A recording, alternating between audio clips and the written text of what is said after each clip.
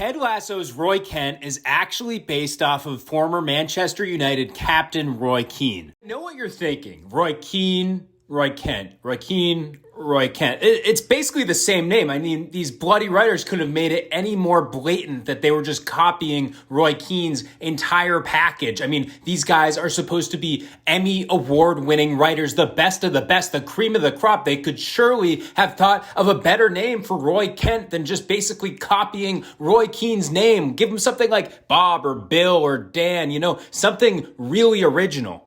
Show co-creator and the guy who plays Coach Beard, Brendan Hunt, said that originally Roy Kent was just supposed to be a placeholder name until they thought of something more inventive. But he went on to say, we got closer and closer to shooting it, and I'm like, guys, he's still named Roy Kent. We're not going to keep him named Roy Kent, right? We're going to change it. And then everybody else was like, why would we change it? Roy Kent is great.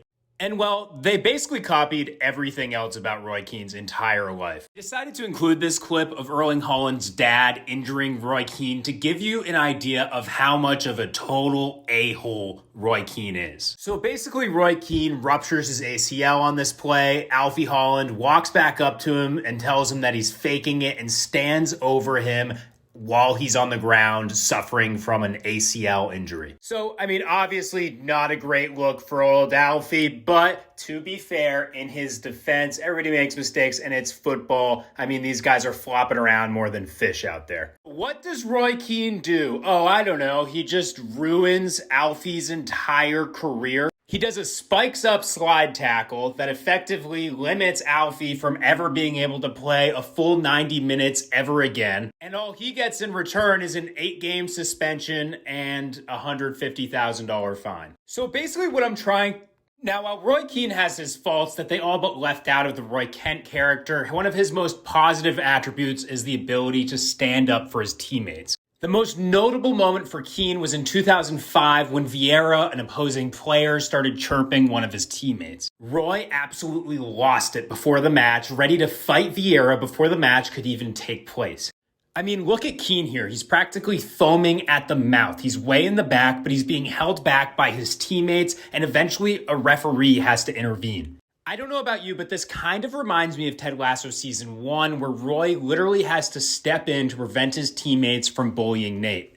Of course, Roy Kent never actually gets into fights, but much like Roy Keane, he gets very, very close. This is actually a good close-up because you can actually see that Roy Kent is really based off of Roy Keane. I mean, right down to the haircut and the facial hair and the tough macho exterior. All right, so enough with the stories about Roy Keane. This isn't a video about Roy Keane's on and off the field antics, which are absolutely wild. You should look up some video that explains it. This is a story about how the Ted Lasso writers molded Roy Keane into Roy Kent. Now, the first thing that I'll get to, since, we're at that point in the video where the footage is rolling, where Roy Kent and Roy Keane are TV announcers, is that after Roy Keane's playing career, he went on to be a television pundit and continues to do it and is an absolute wild card at all times, exactly like Roy Kent.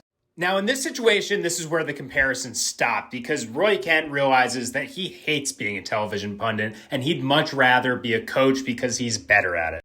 Now, Roy Keane also became a coach after his playing days. The difference is he's a better television pundit than he is a coach. So at this point, you're probably thinking, is that it? Is that really all they have in common? They were both coaches, they both were pundits, and they both played soccer. No, I'm going to get into the depths of it. Roy Keane's career ended because of knee problems. Roy Kent's career ended because of knee problems. Roy Keane has a massive temper. Roy Kent has a massive temper. Roy Keane is a midfielder. Roy Kent is a midfielder. Roy Keane is the captain of historic Manchester United. Roy Kent, captain of historic Chelsea. Roy Kent won a Premier League championship with Chelsea. Roy Keane won 5 with Manchester United. So this is where it gets kind of confusing, right? Because Ted Lasso is supposed to be this feel-good show that makes you happy. Ted's a nice guy. Everybody's a nice person. And they picked one of the biggest jerks in all of football history to base a character off of.